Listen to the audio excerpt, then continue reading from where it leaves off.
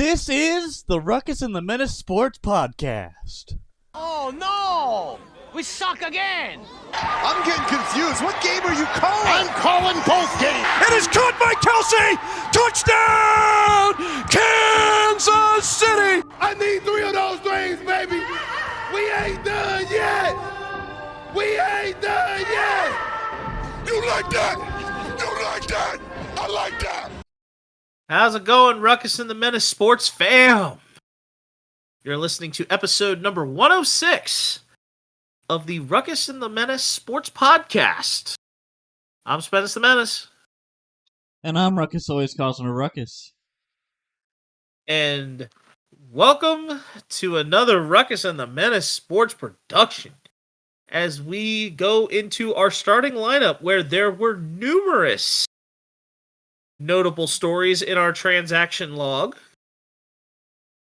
We have the Eastwood segment this week, the good, the bad, and the ugly.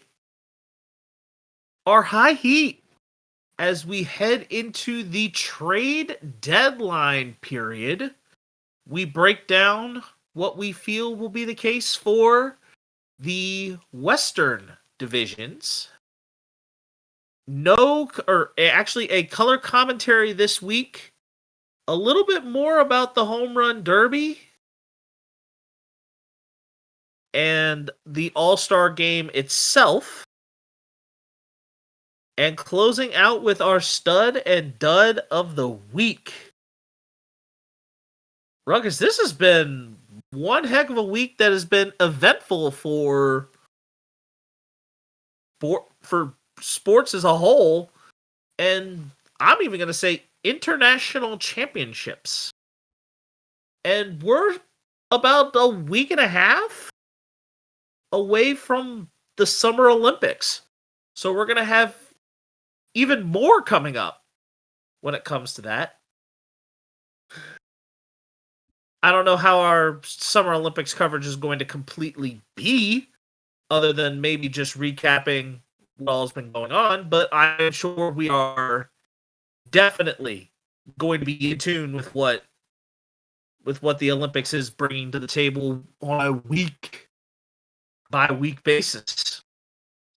Yeah, we'll see what's going on there. I'm more interested in the basketball portion of the Summer Olympics and maybe a little bit of the swimming, but other than that, I usually kind of tune out the rest. I really like the opening ceremonies. Those are always cool to watch. Say for me, I think, basketball's the big one there, but I don't mind dabbling around with whatever's on. Whether it be, I think Ledecky's in the Olympics again this year. You've got Simone Biles still doing stuff with gymnastics. So you have different pieces here and there as to what all is going on at a particular time. I think if they still have skateboarding for this set, I would not mind watching a little bit of the skateboarding. Some of the other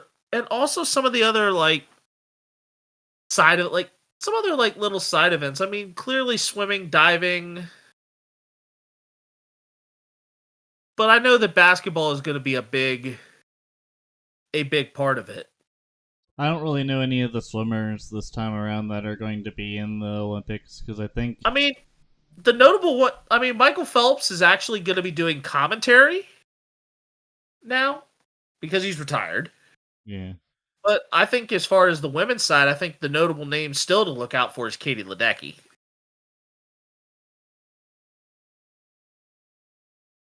All right, are we ready to get started with this log? All right, where do we want to start? Yep. Well, we are going to start with two notable condolences that we will be pouring out. Another very somber note to kind of kick off, this. The father of Lane Kiffin and the godfather of the Tampa 2 defense, Monty Kiffin, passes away at 84. Now, did you necessarily know what the Tampa 2 defense was? Yep, that's my get out of jail free card in Madden whenever I'm trying to whenever a blitz doesn't work, I'll do Tampa 2 and just see what happens with it. And most of the time, it ends in an interception for me. So that's why I call it Yeah. the get out of jail free card. Oh yeah, a Tampa 2 defense is very, very. I believe it is a very, very effective thing. It was a Tony Dungy. It was a scheme installed by Tony Dungy while he was in Tampa Bay, which is why they call it a Tampa 2. And it was the style that helped the Buccaneers win Super Bowl 37. So basically, if you don't know what a Tampa 2 is, it's it's a 4-3 with 4 down linemen, 3 linebackers, 2 corners, and 2 safeties. And the style is very similar to a cover 2, except the middle linebacker drops into a deeper middle to make it on a pass play, which kind of makes it look like a dummy double or a dummy cover 3. It says, despite being identified with Dungy and the Buccaneers, the roots of the Tampa 2 also trace back to the Steel Curtain, which I'm sure you're probably aware of where that was, right? Pittsburgh Steelers. It is a Pittsburgh Steeler defense of the 70s, which was also along the concept of Chuck Noll and Bud Carson. Did it involve brass knuckles by chance? Not necessarily. but where I'm going with this is that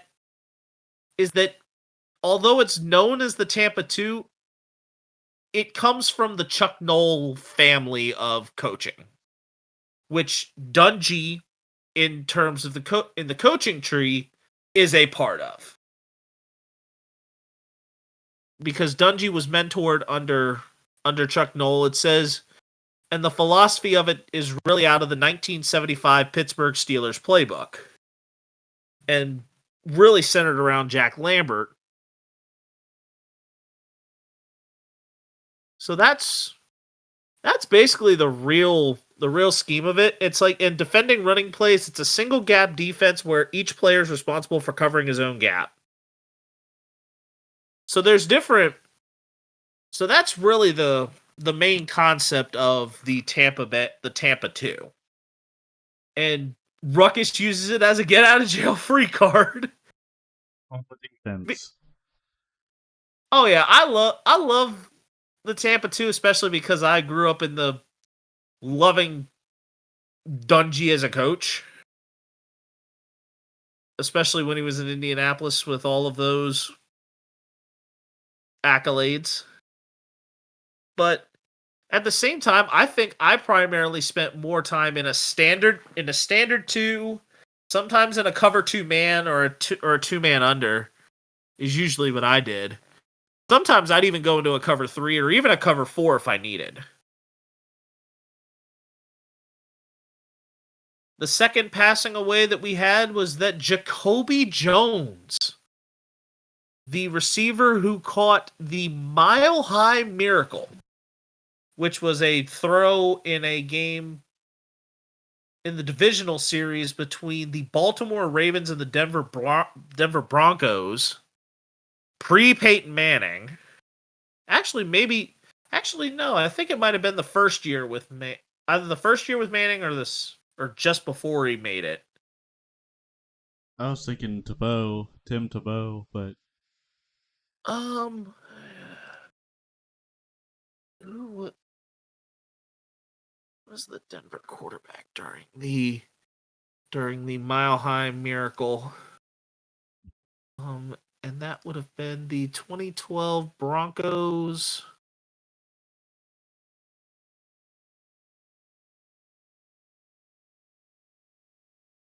Does that look like it might have been? Oh, no, it actually was the first year with. I think it actually might have been the first year with Peyton. Yeah, it was the first year with Peyton. Yep. Double overtime. Yep. And the Mile High Miracle was January 12th, 2013, and its defining play, a game-tying 70-yard touchdown pass from Joe Flacco to Jacoby Jones with under a minute left in regulation to tie the game. Which ultimately then the Ravens won the Super Bowl.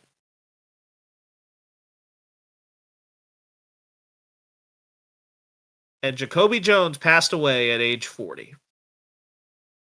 And apparently it was also peacefully in his home. So it could be, so it wasn't like any major, unless there was like a drug overdose that comes in the autopsy or toxicology report. It may be just like, it could be a natural cause or something that was undiagnosed. Because the cause of death the cause of death at the time was unknown. Looks like. Oh, it was a fentanyl overdose. Oh. It was a fentanyl overdose, looks like, according to the Baltimore Sun. All right. And that was unveiled just a couple hours ago. Okay. And I guess I'll start with one of the other ones. Jalen Brunson signs a $156.5 million extension, and he chose to sign now for $113 million less than what he would have signed for next year. Good move on Brunson's path for the New York Knicks. I think it is better that he actually signed now, because I think it opens the door for the Knicks to potentially be under a certain line down the next year, so that they can potentially court another free agent to go along with Brunson and the core that they are developing now, which is good. It's the Knicks are starting to become relevant again. And the key word in this phrase is relevant. Yeah. And then the Tennessee Titans signed Jamal Adams, a safety who claimed he is the best in the nation.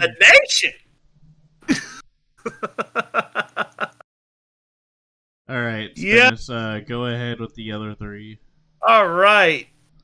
So the first three, the major three that I'm going to have is Euro 24 and the Copa America Championships and Wimbledon. Barbara Krejcikova won the women's singles in Wimbledon, and Carlos Alcaraz won his second straight Wimbledon, defeating Novak Djokovic in straight sets. Alcaraz is becoming a really great player on grass. Plays well on all three surfaces, really. But I am shocked that with how he hasn't been able to win on clay yet. I mean, Federer had his demons with clay, but that was because Nadal was so good on clay. Alcaraz is also the same countryman as Nadal, but he looks like he's been playing better in the All England club playing on grass. So I would love to see Alcaraz eventually win more Grand Slams that are not Wimbledon.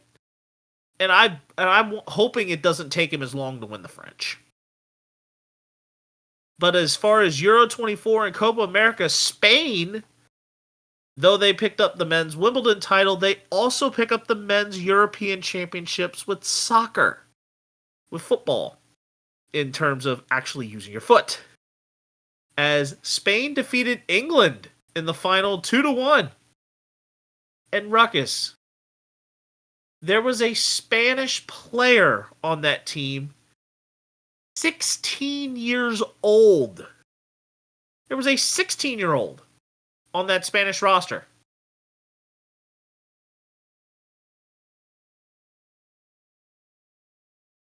Was I supposed to say something? Oh, I thought you would have had a shock with say, like that I said a 16-year-old. Because it doesn't surprise me, but it is pretty cool. Especially because most of the international teams, although they have like youth clubs and stuff stuff along those lines. Some of them can go pro as early as 16. I mean, the Dominican Republic and whatnot in baseball, like, signed kids at 16, so it's really not that surprising to me. Yeah. But it is cool that they And- have youngins playing in tournaments like that. And especially at that high of a level, because you're having, granted that he was a forward, he's also a forward, but yeah, this striker is lining up to walk out, probably opposite a guy like Harry Kane, who is an English striker. Well, actually, Harry Kane might be might have been the captain. So maybe not. So he wasn't quite a captain at 16. But still, to eventually line up alongside in the pitch, like opposite Harry Kane. And some of those names that he could have admired very much from being an international perspective growing up. Kind of like how these younger players like admire some of these great how people admired Kobe and Jordan, LeBron, Kobe, LeBron, Jordan, whatever else would have came about. So those things are legitimate. But then to keep it a little bit closer to home in the Americas, Argentina, despite having an injury to Lionel Messi, defeated Colombia 1-0 to win their second straight Copa America. We'll get to Copa America and some of the other like things here later. Because yes, there are a couple of things that I will be blasting Copa America for. And some of these other like little things. But last and certainly not least as far as the transaction log, the first ever second baseman to be picked number 1 overall in the MLB draft has finally happened, as the Cleveland Guardians select Travis Bazzana as the number 1 overall pick. Of course, a lot of names were kind of flurrying around for who the number 1 pick would have been. I know the Royals ended up getting somebody pretty. The Royals ended up getting somebody pretty good. Yeah, they got a Pretty two-way good. player that It's plays first base and Yeah. pitches. Oh yeah, they got Jack Calangrio or something like that from Florida. Boston ended up getting the right fielder from A&M, who was dealing with an injury. But West Virginia Mountaineer J.J. Weatherholt was drafted by the St. Louis Cardinals. He was potentially going to be the number 1 overall pick before his hamstring issue, or was like a front runner for it. But then all of a sudden, now you've got Bazzana getting it, and J.J. Weatherholt ended up going to the Cardinals, which not a bad decision, especially if they work him up.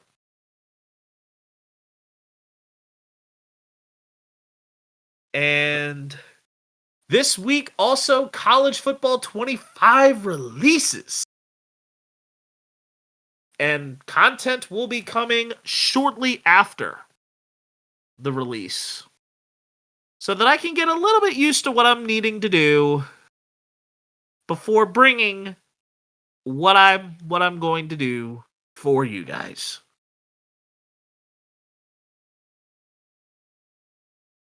We ready to move on to the Eastwood segment, or did I kind of cut you off from something that you were going to try and continue? No, we're good. All right. Let's do the Eastwood segment: the good, the bad, and the ugly. Roll that beautiful tumbleweed footage.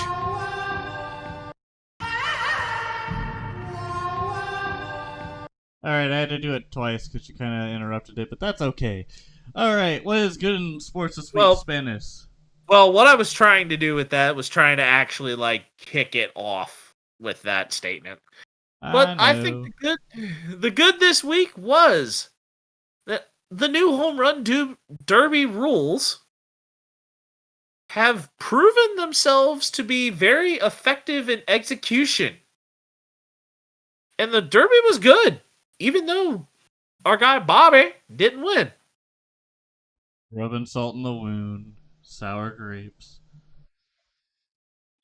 I honestly think that was a close one, even if Bobby would have won. I thought it was pretty cool how the way it ended. But I'm I think the surprised they got format, all the way. the format helps it. The format is super helpful.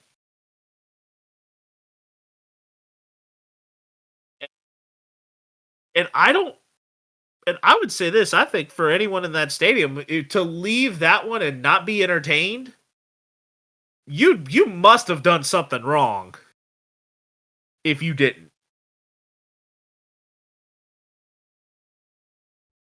All right, Just what is bad in sports this week? the bad this week, we had a natural disaster go through the Houston area again. And Hurricane Beryl damaged a few damaged a few panels on NRG Stadium, home of the Houston Texans. And this was also while they were planning on using the stadium for a safe haven for some displaced residents. So, yeah, that's going to cost the Texans a little bit, but I don't think it's going to affect any bit of the season. It's just kind of sad that a stadium that the Houston Texans football stadium has dealt with some damage, and hopefully they don't end up with some long-term effects before the season begins. Didn't Hurricane Ida do some crap like that to the Astros Minute Maid park? I think it could have very well done that. It's hard when Houston is such in a lower elevation area and right near the Gulf of Mexico, where some of these rough hurricanes can come in and cause havoc. Yeah. And then the downright ugly this week in sports. Yes, and this is where Copa America is going to get laid into. And it's going to be more so with the Copa America security throughout. After the semifinal was complete, Uruguay players and Colombia fans got into it in the stands, Malice in the Palace style, a little bit, with all of a sudden certain issues coming along and Uruguayan players needing to protect their granted to protect their families at that point, not necessarily because a beer cup was thrown at Meta World War III. And then on Sunday, there was a stadium breach that delayed the Copa America final in Miami. So, Copa America security had a little bit of a rough stretch. I mean, granted, they were also dealing with pitch issues on top of that. And some of these other things with these Florida men, too, and women. Oh, and then one of the coaches was taking issue because there was some sort of performance at halftime that extended a certain time frame because it was Shakira. Well, her hips don't lie. And extend halftime breaks by 5 minutes. But that's neither here nor there. Ready to move on right now. Yep. Ready to move on to the high heat? Yes, sir. All right. So for the high heat, we have the MLB trade deadline for the AL and NL West divisions. The answer to these questions for these teams is: are they a buyer, seller, or holder at the trade deadline? And we will start with the Dodgers. And with also some adding into this, I am going to add some preface. It's also we also kind of get into a little bit of what should they do, or who are some players that we may possibly feel are things that are needed if they were to buy or if they were to sell. And just so we're clear, on top of this, we are doing this over the next 3 weeks. Over the next 3 weeks, this week, next week, and the week after, we will be doing deadline, MLB trade deadline related material. Once August hits, our high heats are going to be spent more on the NFL preview, as we will do divisions in these same type of pairs: north, south, east, west. So I'm giving a little bit of an anticipatory teaser for the next 6 weeks of high heat. All right, all right. So we will start with the Los Angeles Dodgers. I have the Dodgers holding because they pretty much blew their wad of cash in the offseason this season, and they really don't have much else to fill, in my opinion. Oh, they may not need a lot, but I would say if there are certain things that may possibly end up being longer term issues, I could see the Dodgers making more of something non-splashy in terms of a buy to try and stay ahead. But otherwise, as far as the major core of the Dodgers, I believe they're going to hold. All right, and then now we have the Arizona Diamondbacks. I have the Diamondbacks buying because of the fact that if you want to keep Ketel Marte healthy, as he has been pretty banged up this season, I currently own him in MLB Fantasy, so that's how I kind of knew that Marte was having some injury troubles. I think you put him in the DH spot, and then you get someone that's either talented, that's from another team like Bichette, or someone that is low cost to put in there. Heck, you could even put like in some homegrown talent if you've got it to spare. But I would try to keep Ketel Marte healthy by subbing him in and out every once in a while. But also, they might need some more pitching, but we'll see. Yep. And that is exactly where I went in terms of thinking of the buyer. I think for them, I think the depth of their starting pitching is what I think the Diamondbacks need in order to push them over. So in 2001, when the Diamondbacks won the World Series, they had a pair of aces. That being in Randy Johnson and Curt Schilling.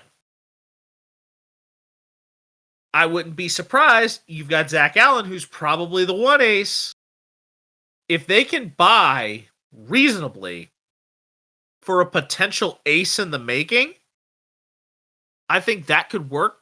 But that would all depend on which teams really decide to sell sell potential aces, and what really prospects the Diamondbacks can deal to make it a reasonable trade. They could probably grab a couple guys from the White Sox if they wanted to, like Crochet or some other guys that Depends are on over what the there. White Sox decide to do. Because I think Yeah. we probably won't talk about the White Sox for another maybe week or two. Because I Yeah. don't think we've decided which unit we're going to work toward going towards next week. We'll Yeah. probably figure that out over the weekend. But that's beside the point. All right, the San Diego Padres. I have them vying for pitching because they've been kind of a mixed bag with their starting pitching. Their relief pitching might be semi okay, but I think they try to upgrade on pitching just as a whole. If they decide not to be overly splashy, I think they could flip Jerkson Profar. But otherwise, I think they make a small deal. I think they make a smaller deal. Otherwise, generally to try and hold and try and hang on and take the ride and hopefully get improved quality from their starting pitching. But I think outfield depth for them needs to be bolstered. Unless they've got a whole bunch of infielders that can play some super utility in the outfield if they need it, I think outfield depth could be a interesting piece that the Padres should take advantage of getting. All right. Now we have the San Francisco Giants. I have my idea for this is so Logan Webb. He is getting a little bit up in age. He's showing some signs here and there of being a potential ace of the for someone. The Giants are currently not really doing well in the standings, so I'm thinking if they sell anybody, it's gonna be either Logan Webb or Camilo Duvall. I think Duvall, even though he's had a rocky start to the season, I think he could be a good fit for a team that's wanting to do a pennant race or looking to do so and wants to and they see if they want to bolster their bullpen a little bit. But I can see Webb being dealt as well. I see Webb and Duvall possibly being dealt. However, I think the Giants could, if they go into fire sale mode, flip even more than that. I could see potentially if they go scorched earth with this, I could see a Mike Yastrzemski get flipped. I could see Michael Conforto getting dealt. Maybe even, because I think Jock Peterson is there. I think even Jock could get... No, he's a Diamondback. Oh, he's a Diamondback? Yeah, Oh. He's playing designated hitter currently for the Diamondbacks. That's why I was saying they need I to, know Jock was there, but Jock was there last year. Mm-hmm. Yeah, Jock was there, but I think he eventually went along. But I think they could flip a little more. They could flip a little more if they decide to go full-blown scorched earth and fire sale. And then the Colorado Rockies. The hapless Colorado Rockies. I think they drown their sorrows in Coors Light and just chill because Coors Light is as cold as the Rockies, and unless they get a good deal with a franchise player that they have like Ryan McMahon or just somebody on that roster that's decent enough or good enough, then I think they should just leave themselves alone. Yeah, there's the Ryan McMahon portion of the deal. I think even if Brent Doyle finds a new home and a change of scenery if needed. So, I mean, I see possibilities, but I think they should hold unless a great deal to deal a franchise player for them away comes with a good wave of good prospects.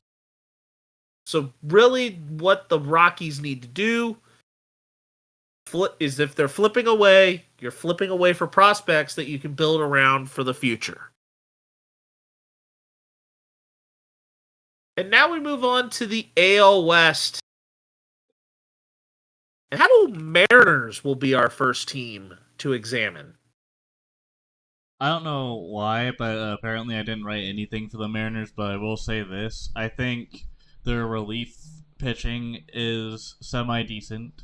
They've got Stanek. They've got Chris Davinsky. But Davinsky was shown as being in the minors currently for the Mariners. They have good starting pitching, but is it good enough to make a deep playoff run? Maybe. But you also have to factor in the offense. The offense is kind of a little bit lackluster as well, but you never know what could happen in the second half of the season. The bats should start heating up more and feeling better in the second half compared to the first half. It is hotter. It's a hotter time of the year. And I just think they need to get out of their slumps. I think Julio Rodriguez needs to step up if he wants to help this team get to a playoff series. And we'll just see what happens there. Here's where I stand. Keep the core. The core is young.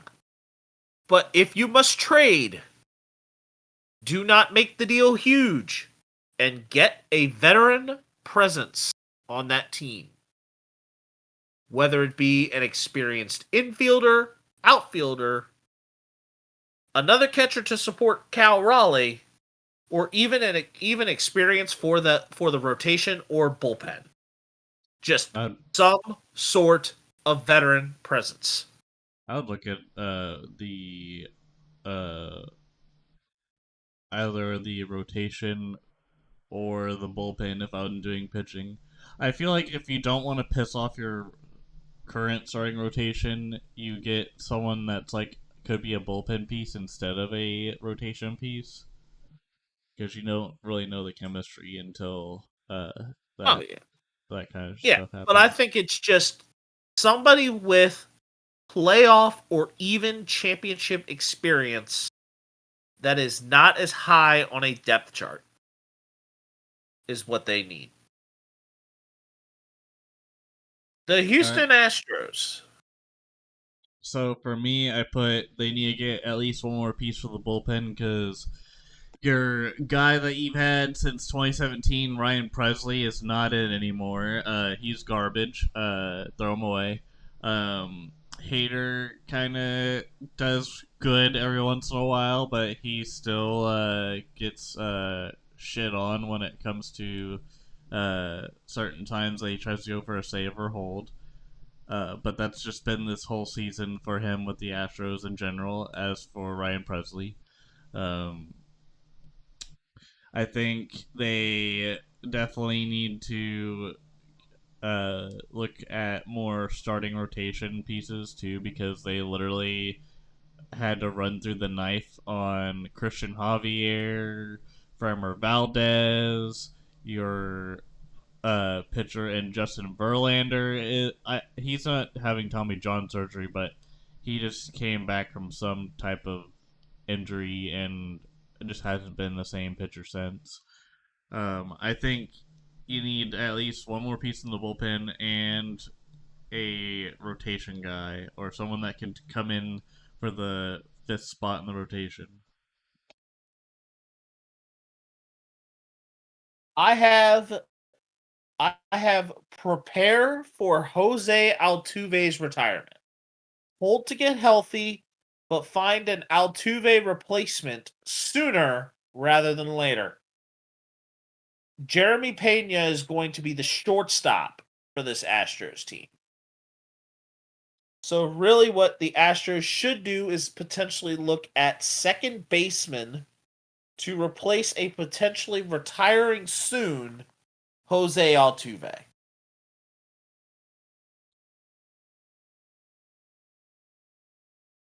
All That right. is where my head is at with that. I mean, the bullpen could always be nice, but I think that the bullpen, even though it's not performing well, it, bullpen stuff is so temperamental anyway. Yeah. All So right. that's The why I think it's prioritize and be proactive toward replacing and finding the successor to Jose Altuve. yeah. All right, the Texas Rangers. I put either hold or find a good deal on talent to bolster bullpen. Because really, you've got the offensive talent there. It's just that they need to stay healthy and consistent with their offense. The bullpen had been hit or miss this year. Jose Leclerc was very bad as far as the bullpen went at the beginning of the year and is still kind of in that setup role as Kirby Yates is kind of taking over that closing role. Um, what does this mean for the state of the Rangers bullpen? We don't know, but hold or find someone good. Like, don't make a dumb decision. Anyways, what do you got, I have Stennis? I have hold But I would also look toward, if they are trying to make a blockbuster deal, figure out a way to swap some position players.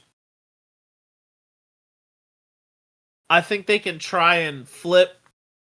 I think now would be a good time to possibly, if you felt like you needed to, like, make the big splash for Bo Bichette as the Rangers and try and buy. You gotta flip some of the high end talent, because not every bit of that high end talent is going to be able to make the field every game, which may involve them possibly saying sayonara to a Marcus Semien, a Josh Young. Not necessarily a Jonah Heim, but a Nathaniel Lowe if they decide to go with a different first baseman.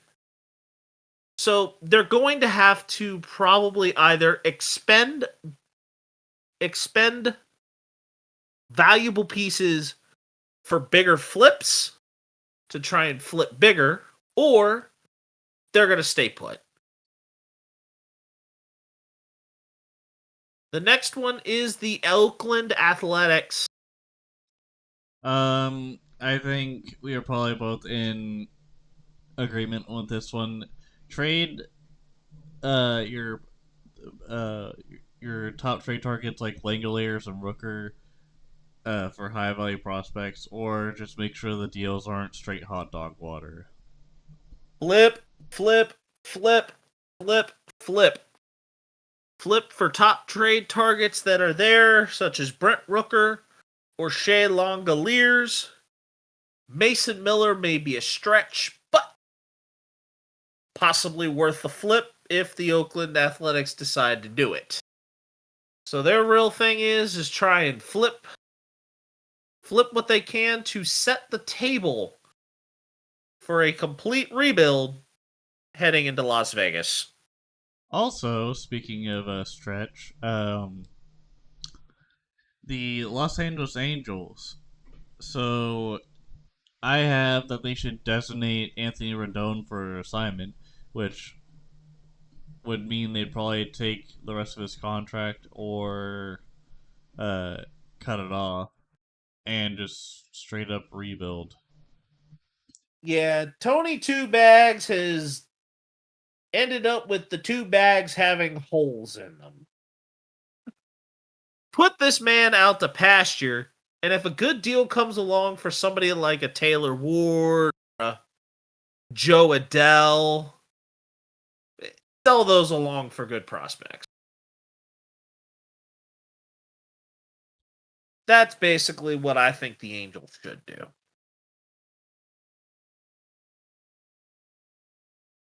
And now we move on to the color commentary.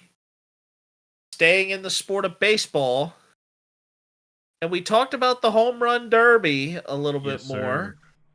And we felt that the rules and format made it entertaining. And I think it made it like easier to watch and follow along. I was shocked that they didn't just do them as like, oh, my turn, your turn, as far as the bonus portion. But I think it overall worked. Yeah, I think they did a really good job with the alignment of all that stuff. But yeah, let's get into the All-Star game stuff. Yep. Because we pretty much already covered the derby. Which pretty much, as we enter press time for this, or at least enter release time, it will be the day of this game and kind of a little bit of a preview.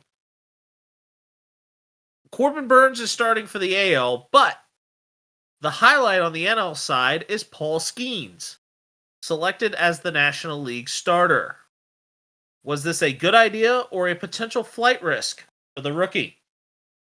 I think it's good TV, and I think it'll give some good experience to Skeens to show what he can do at a high level like this event. It could either go horribly wrong and he can learn from it, or it could go extremely well and he would still get a really good experience of what it was like to be in his first All-Star game as a rookie pitcher starting for the National League. Yep. I fully agree with this. I think the issue of it being a potential flight risk is just depending on how many innings they decide to pitch him. I think they should I only give him think it's like 2. usually 2, but I wouldn't be surprised if they only gave him 1 if they had to. Yeah, because usually the starter does 2 innings unless they hit a rock in a hard place on the first inning. Yeah. Yep. Which reserve for the All-Star game do we feel makes the biggest impact? Um, I think the biggest impact is probably going to be on pitching for the reserves. Well, I we will be talking about pitching later. We're talking position player reserves here because who do we have pitchers. for reserves on the offensive side? Okay, for the AL, you have guys like Salvador Perez, Carlos Correa, Josh Naylor, Isaac Paredes, Willie Castro, Jordan Westberg, Bobby Witt, Jaron Duran, Riley Green, Anthony Santos, and David Fry. The National League, you have Will Smith, C.J. Abrams, Pete Alonso, Luis Ariz, Mookie Betts, Ellie De La Cruz, Freddie Freeman, Ryan McMahon, Teoscar Hernandez, Jackson Merrill, Helio Ramos, Brian Reynolds, and Marcel Ozuna. I think the largest impact on that is probably going to be um, Correa and or Bobby Witt for the AL. The NL, it's kind of a mixed bag there. Profar maybe. I think the Big Bear Marcel Zuna will do well depending on when they place him in, which will probably be like in the 7th inning or later. We'll just have to see. My thinking here, if I were to follow my Red Sox support, I would go Jaron Duran. But I am actually going to say that Josh Naylor, whenever he makes it in, I think he is going to have a big home run hit somewhere impactfully, maybe at about the 5th or 6th inning, that could give the AL the edge. Another one that I potentially could see making some sort of interesting impact that is creative, especially on the infield side, might be somebody like a Willie Castro.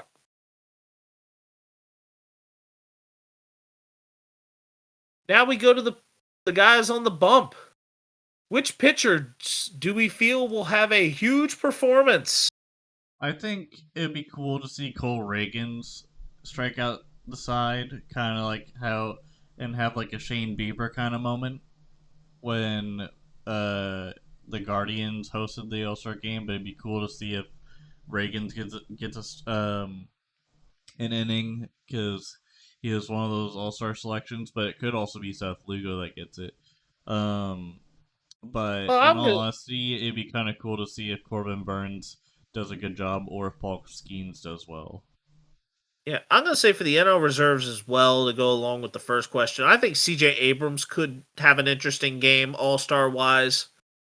And and everybody's going to want to watch Ellie De La Cruz play.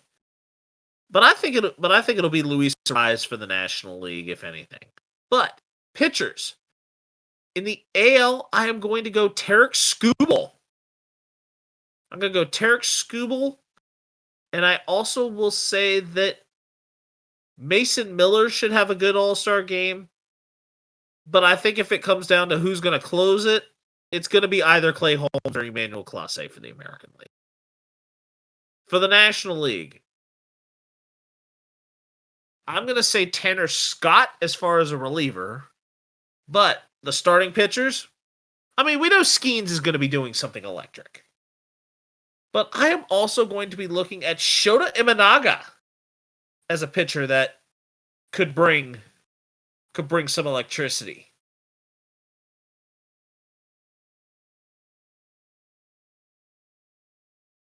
And the last major question: 3 potential All-Star MVP candidates. Um, it could possibly be a pitcher. It could be a catcher. Who knows? That one's a little tough to think about. Let's see. I think the 3 names that I see that could be very, very interesting for it are Jose Ramirez, Shohei Ohtani, obviously, but I think I'm also going to throw Bryce Harper into the mix, especially if he gets a hold of one.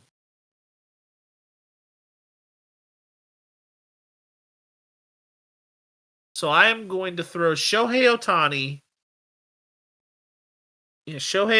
Jose Ramirez, and Bryce Harper. All right, so I think my MVP candidate is gonna be either Otani or like Gunnar Henderson, or maybe someone in the outfield for the AL. I was thinking Adolis Garcia because of the Rangers hosting it, but it could go either way. But I think we've got ourselves a good All-Star game. And your prediction for who will have home field advantage for the World Series? Basically, who wins? More than likely the NL, just strictly because they have the power. The AL has some power, but not a whole lot compared to the NL.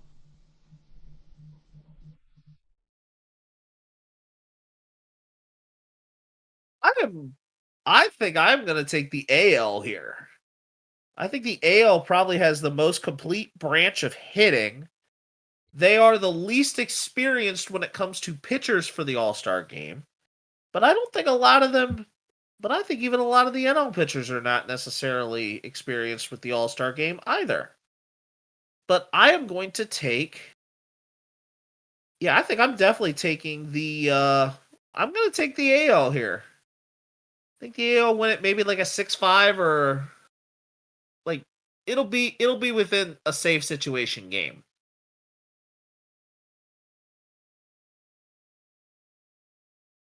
All right. Now are we ready for the stud and dud of the week? Yep, and we have our stud and dud, and each of us have 2 different themes for our Yes, we studs and do. duds for this week. I'm gonna start with my dud. So if you have not been living under a rock this week, during the The ESPYs ESPYs, occurred. yeah. So the ESPYs occurred, and the there were some speeches that either hit pretty good or they were terribly bad. I'm going to go off of one of the ones that was said. This one is the Williams sisters because they called out Harrison Butker, and they did it in a way that just felt like they were punching down. Like obviously they were punching down, but it just felt like it wasn't necessary to be in there. Trying to find the quote that they had. Talking about the support women's sports, except you, Harrison Butker. Right, and then they it the whole situation was just not great. For that part of the speech, and I think it wasn't really warranted because she also talked about Pat McAfee with regards to what he said to about Caitlin Clark when he called Caitlin Clark the B word. He said it in like more of a positive tone, but it still didn't sound probably the greatest in that. Yeah. But yeah, she was saying something about the B word, and she was like, mm or I don't know. The whole thing just sounded really cringe whenever she was trying to either be woke or be like, no, you can't do that. And it just didn't look good in the limelight. Yeah, it's not like some of these people who had a little bit more of a specialty of being able to have jokes that kind of like fit. It looked like more of taking shots rather than actually telling a good humorous joke or something that kind of like fits and was within the color of what the speech and tone were bringing. All right, and then my stud for the week is Big Red Andy Reid's speech on behalf of Patrick Mahomes getting Best Athlete Award at the ESPYs. I thought it was very good and detailed. He talked about how Patrick Mahomes comes to play and he rallies his team behind him and make sure that the team is on the best foot forward. And hats off to Big Red though for walking up there and grabbing that award from Nikki Glazer. Which that's a person who kind of has her own line of jokes to tell. Yeah, she's actually good at roasting. But Serena, we didn't need you here. Yeah, Serena, you can go away. Shoot.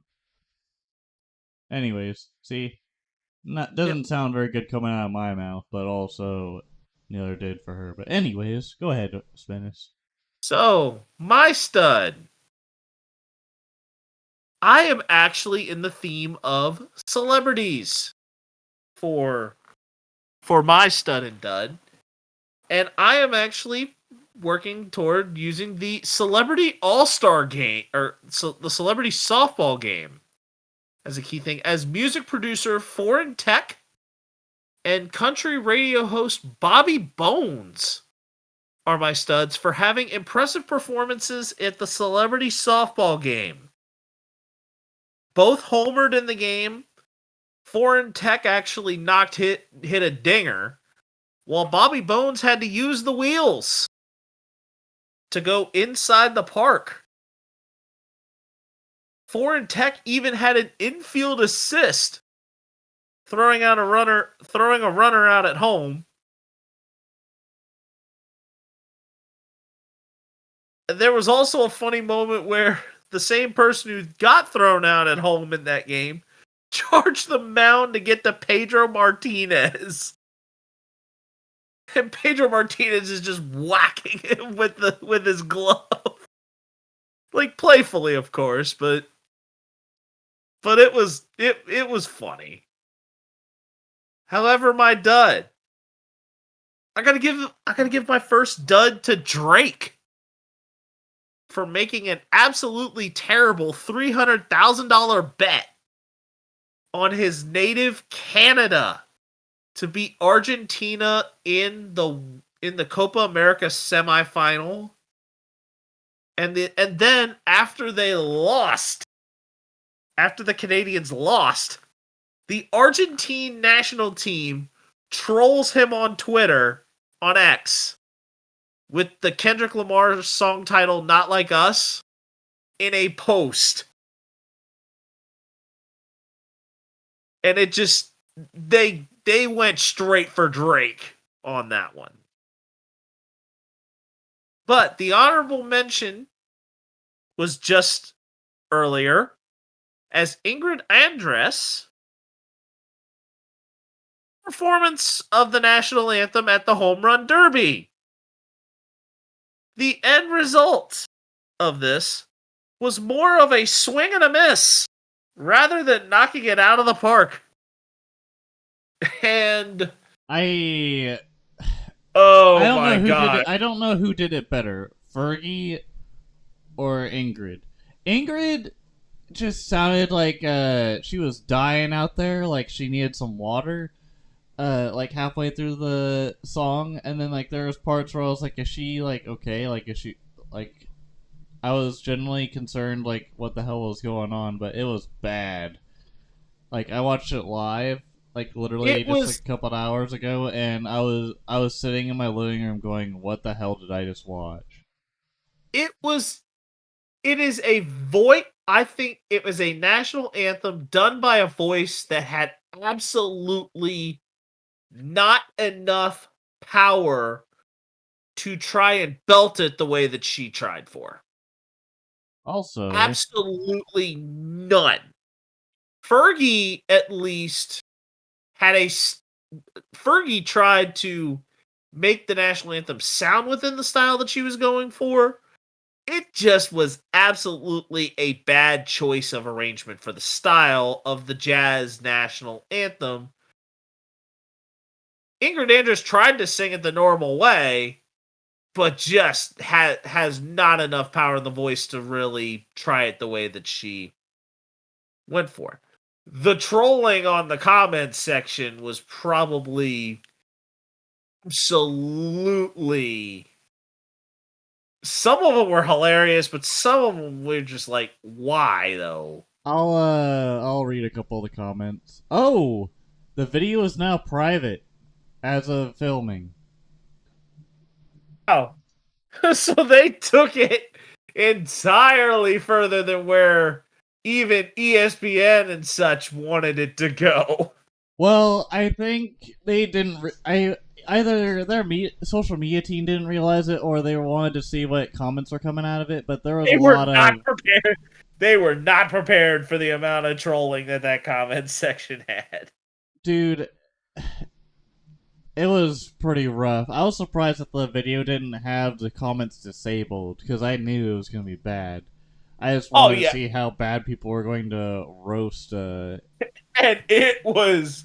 There were some savages. I'm sure you could probably look up like certain comments on it, but you could tell that she completely missed on the national anthem. Fergie completely missed, and both of them made Flavor Flav's sound good. Even Alec Yes, Bohm. I said. Yes, I said it. Flavor Flav making that national anthem sound good. Someone on Twitter even said this was an assassination attempt on my ears too.